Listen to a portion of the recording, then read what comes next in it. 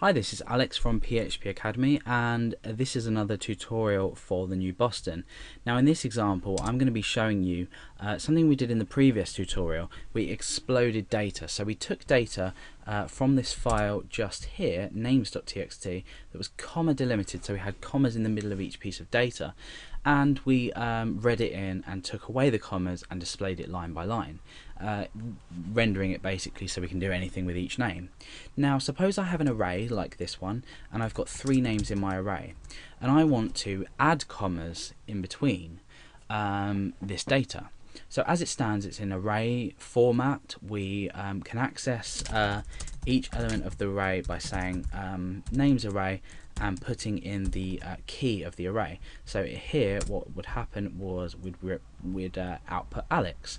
Now I'm going to do completely what I did with completely opposite to what I did with the explode, and I'm going to use implode. So I'm going to create a string and I'm going to call this variable string, and I'm going to say implode and give it the same comma that I did before, and in fact a space. Then what I'm going to do is I'm going to give it the value names array. Now what we've actually done here straight away is we've taken away the array. We've taken away the array and we've created a string. So now if I just echo out string, you can see that we've created a string from this. So if I was reading in that data with the commas and I wanted to then say maybe output some updated data, I need some way of taking that array, putting commas back into it so I can pop it back into the file.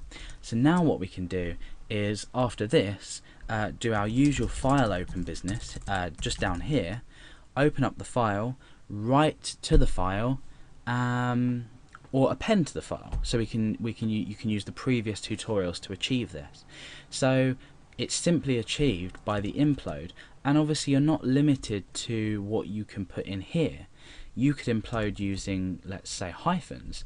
So if we come down here, we'll get rid of this, and we could echo out string, for example. Now if I was to refresh, you can see that hyphens have been put in between the data. So this isn't just used for file handling, it can be used for a variety of different uses. If you're trying to get an array and you want to create some string data out of that, and you want to use a little delimiter in here, such as a comma or a forward slash, maybe even tabs or spaces, you can pop them in there and that will implode that for you. So if you think about exploding and imploding, it's the complete opposite.